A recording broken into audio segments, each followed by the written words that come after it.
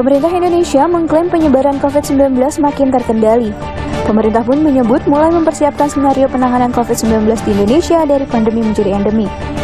Salah satunya adalah diturunkannya kebijakan pelonggaran penggunaan masker. Presiden Joko Widodo menyebut masyarakat diperbolehkan untuk tidak menggunakan masker di ruang terbuka. Namun, untuk ruang tertutup, Presiden tetap menyarankan menggunakan masker. Sedang beraktivitas di luar ruangan atau di area terbuka yang tidak padat orang, maka diperbolehkan untuk tidak menggunakan masker. Namun, untuk kegiatan di ruangan tertutup dan transportasi publik tetap harus menggunakan masker. Bagi masyarakat yang masuk kategori rentan, lansia, atau memiliki penyakit komorbid, maka saya tetap menyarankan untuk menggunakan masker saat beraktivitas. Menurut Menteri Kesehatan Budi Gunadisadikin, kebijakan pelonggaran masker merupakan bagian dari persiapan peralihan dari pandemi menuju endemi. Dari semua pandemi yang kita lihat dalam sejarah kehidupan manusia, transisi itu terjadi pada saat masyarakat sudah menyadari bagaimana caranya melakukan protokol hidup yang sehat di dirinya dan keluarganya masing-masing. Nah, apa yang sudah dilakukan oleh Bapak Presiden adalah merupakan salah satu langkah untuk kita mulai secara bertahap bertransisi dari pandemi menjadi endemi. Meski beberapa pelonggaran kebijakan protokol kesehatan telah dikeluarkan oleh pemerintah, masyarakat tetap diminta untuk waspada karena COVID-19 masih ada di sekitar kita.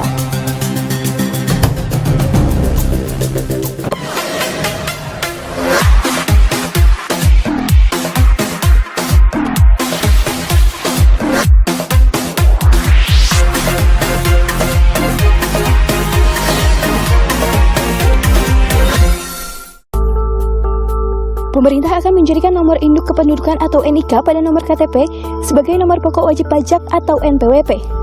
Hal ini masuk dalam pembahasan rancangan Undang-Undang Harmonisasi Peraturan Perpajakan atau RUU HPP yang telah disetujui pemerintah dan DPR. Pertama, mengenai penggunaan NIK sebagai NPWP, tahun ini sudah mulai kita lakukan. Kami proaktif bersama Dirjen Pajak mulai memadankan data. Jadi data NPWP yang lama sekarang diberikan NIK terlebih dahulu.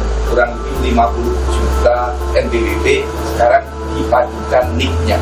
Mulai tahun 2023 sepenuhnya wajib pajak baru menggunakan NIK.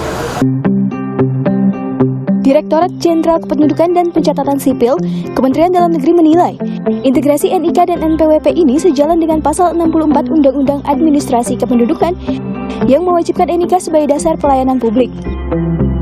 Menurut rencana, penyatuan NIK dan NPWP akan diberlakukan penuh pada tahun 2023 mendatang. Hal ini ditandai dengan perjanjian kerjasama tentang pemanfaatan nomor induk kependudukan, data kependudukan, dan kartu tanda penduduk elektronik dalam layanan pajak Kementerian Keuangan Republik Indonesia. Melalui adendum ini, Direktorat Jenderal Pajak atau DJP dan Ditjen Dukcapil akan mengintegrasikan data kependudukan dengan basis data perpajakan dalam rangka meningkatkan kemudahan bagi wajib pajak dalam mengakses dan menerima layanan perpajakan sekaligus mendukung kebijakan Satu Data Indonesia. Integrasi data kependudukan dan perpajakan juga akan semakin memperkuat upaya penegakan kepatuhan perpajakan. Karena data kependudukan merupakan data sumber yang digunakan oleh banyak instansi, lembaga pemerintahan, ataupun non-pemerintah.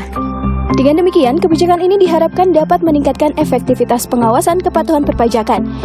DJP pun memberikan apresiasi atas dukungan dan kerjasama dari Ditjen Dukcapil yang telah berjalan sangat baik selama ini. Sebelumnya, setiap wajib pajak pribadi harus mendaftarkan diri ke kantor pelayanan pajak untuk mendapatkan NPWP. Kini, mereka tidak perlu repot melakukan pendaftaran karena NIK tersebut berfungsi sebagai NPWP. Pemberlakuan ini tidak otomatis menyebabkan pemilik NIK akan dikenai pajak. Pengenaan pajak bagi pemilik NIK harus memenuhi syarat subjektif sebagai subjek pajak dan objektif, yaitu mendapatkan penghasilan setahun di atas batas penghasilan tidak kena pajak.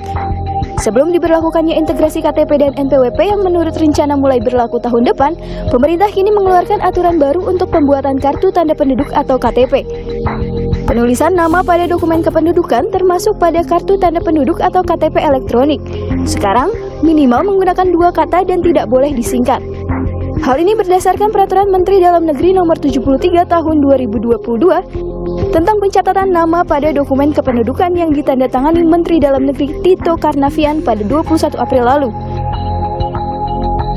Pada pasal 4 ayat 2 Permendagri Nomor 73 Tahun 2022 ini disebutkan, penulisan nama minimal 2 kata, jumlah huruf maksimal 60 karakter termasuk spasi. Nama harus mudah dibaca dan tidak bermakna negatif serta tak multitafsir.